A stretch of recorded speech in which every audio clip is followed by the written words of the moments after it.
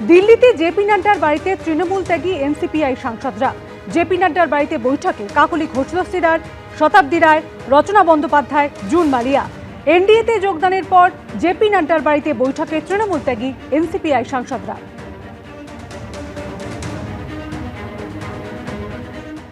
গুরু পূর্ণিমার দিন বেলুর মঠে গেলেন মুখ্যমন্ত্রী শুভেন্দু অধিকারী।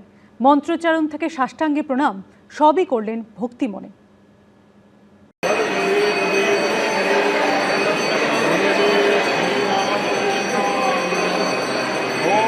হাতে সাদা পদ্ম, ভক্তি ভরে মন্ত্রোচ্চারণ, সাষ্টাঙ্গে প্রণাম।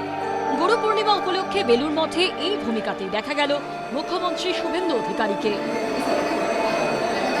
মুখ্যমন্ত্রীর সঙ্গে ছিলেন বিজেপি বিধায়ক এবং পুর ও নগরোন্নয়ন দপ্তরের প্রতিমন্ত্রী উমেশ রায় এবং বালির বিজেপি বিধায়ক সঞ্জয় সিং।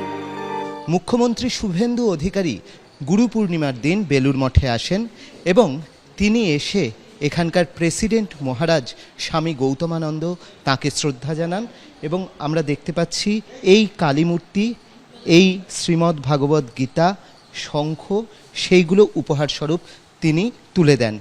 প্রথমে তিনি আসেন শুভেন্দু অধিকারী, তিনি এসে প্রথমে সেক্রেটারি মহারাজের সঙ্গে দেখা করেন, সুবীরানন্দজির সঙ্গে, স্বামী সুবীরানন্দের সঙ্গে, এবং তার পরবর্তী সময় মূল মন্দিরে যান এবং শেষ পর্যন্ত তিনি প্রেসিডেন্ট মহারাজের সঙ্গে দেখা করেন এবং তার যে উপহার সেগুলো মহারাজদের হাতে তুলে দেন।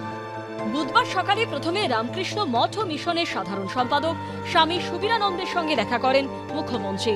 স্বামী সুবীরানন্দের হাতে কালীমূর্তি এবং ভগবত গীতা তুলে দেন তিনি। এরপর মূল মন্দিরে যান শুভেন্দু অধিকারী, ফুল নিবেদন করেন। এরপর রামকৃষ্ণ মঠ ও মিশনের সভাপতি স্বামী গৌতমানন্দের সঙ্গে দেখা করেন মুখ্যমন্ত্রী। অর্ণব মুখোপাধ্যায় ও ভাস্কর ঘোষের রিপোর্ট, এবিপি আনন্দ।